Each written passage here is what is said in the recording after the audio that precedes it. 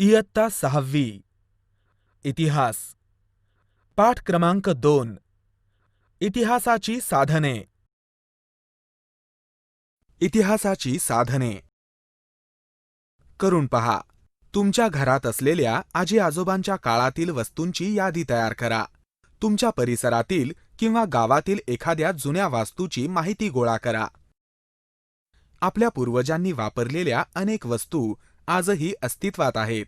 त्यांनी कोरून ठेवलेले विविध लेख आपल्याला सापडले आहेत. या साधनांच्या मदतीने आपल्याला इतिहास कळू शकतो.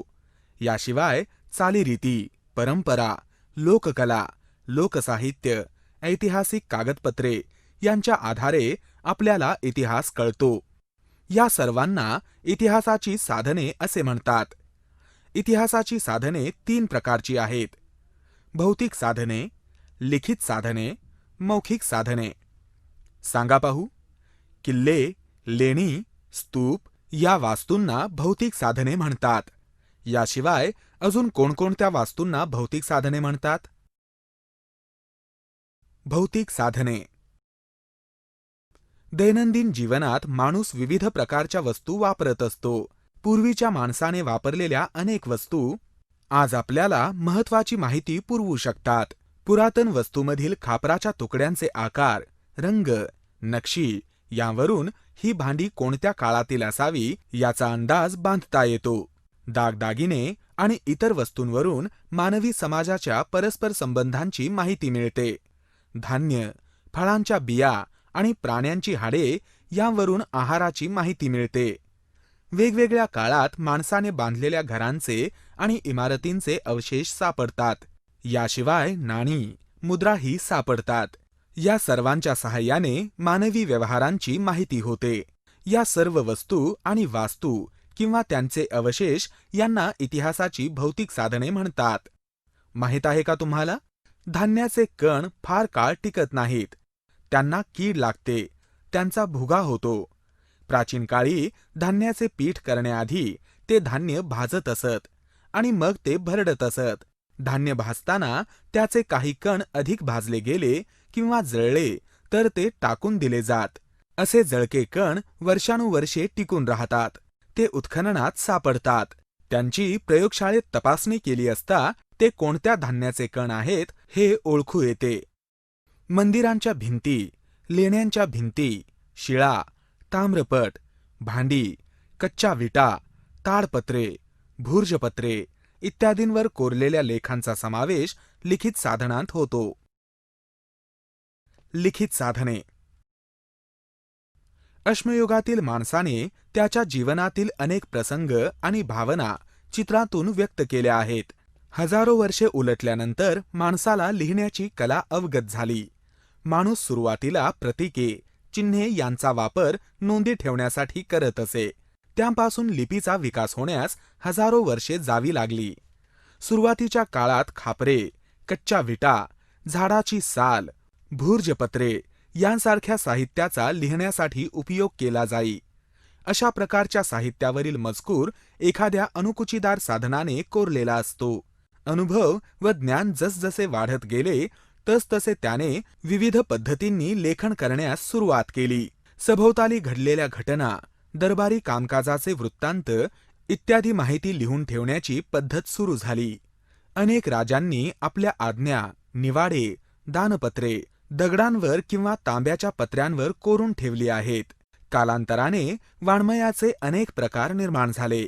धार्मिक सामाजिक स्वरूपाचे ग्रंथ, नाटके, काव्ये, प्रवासवर्णने तसेच शास्त्रीय विषयांवरील लेखन झाले. या साहित्यातून त्या त्या काळाचा इतिहास समजण्यास मदत होते.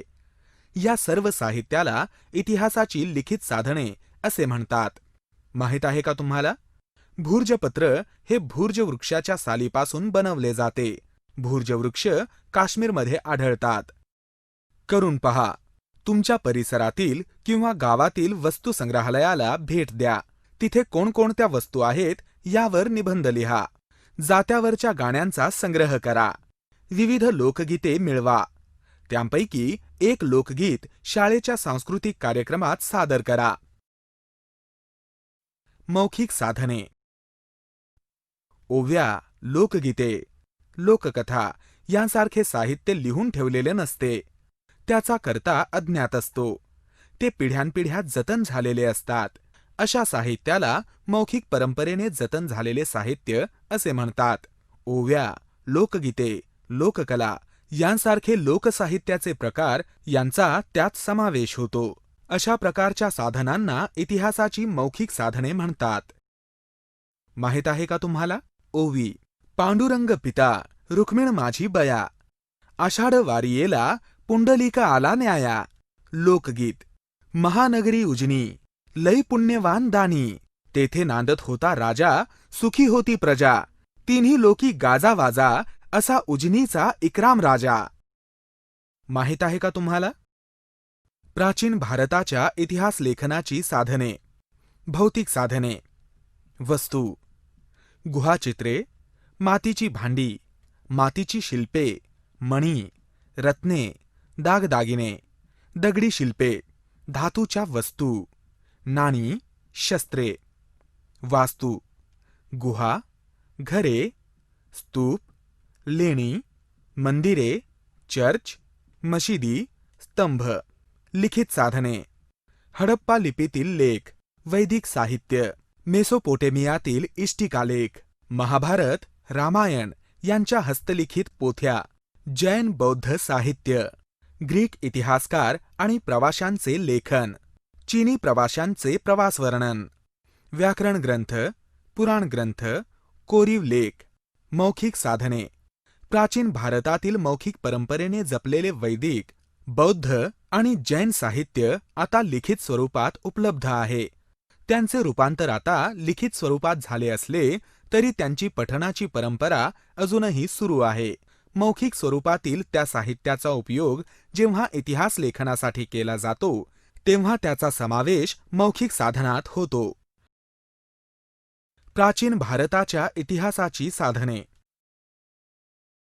अश्मयुगीन काळापासून इसवी सनाच्या 8व्या शतकापर्यंतचा कालखंड हा भारताच्या इतिहासाचा प्राचीन कालखंड मानला जातो. भारतातील अश्मयुगाविषयीची माहिती पुरातत्वीय उत्खननांतून मिळते. त्या काळात लिपीचा विकास झाला नव्हता. इसवी सन पूर्व 1500 पासूनच्या प्राचीन इतिहासाविषयीची माहिती वेदवाङ्मयातून मिळते. सुरुवातीस वेद हे लिखित नव्हते. ते मुखोद्गत करण्याचे तंत्र प्राचीन भारतीयांनी विकसित केले होते. कालांतराने वेदाचे लेखन झाले. वेदवाङ्मय व त्यानंतर लिहिले गेलेले साहित्य हे प्राचीन भारतीय इतिहासाचे एक महत्त्वाचे साधन आहे. यामध्ये ब्राह्मण ग्रंथ, उपनिषदे, आरण्यके, रामायण, महाभारत ही महाकाव्ये, जैन व बौद्ध ग्रंथ, नाटके, काव्ये, शिलालेख, स्तंभालेख, परकीय प्रवाशांची प्रवासवर्णने इत्यादींचा समावेश होतो. त्याचप्रमाणे पुरातत्वीय उत्खननात सापडलेल्या वस्तू, पुरातन वास्तू, नाणी अशा अनेक भौतिक साधनांच्या मदतीने आपल्याला प्राचीन भारताचा इतिहास समजतो. इतिहास लेखनाबाबत घ्यायची काळजी. इतिहासाच्या साधनांचा वापर करताना काळजी घ्यावी लागते. एखादा लिखित पुरावा केवळ जुना आहे म्हणून तो विश्वासार्ह असेलच असे नाही. तो मजकूर कोणी लिहिला, का लिहिला, केव्हा लिहिला याची छाननी करावी लागते. विश्वासार्ह ठरलेल्या विविध साधनांच्या आधारे काढलेले निष्कर्ष एकमेकांशी पडताळून पहावे लागतात. इतिहास लेखनात अशा चिकित्सेला फार महत्त्व असते. काय कराल? तुम्हाला एक जुने नाणे सापडले. स्वतःजवळ ठेवाल, पालकांना द्याल, वस्तुसंग्रहालयात जमा कराल.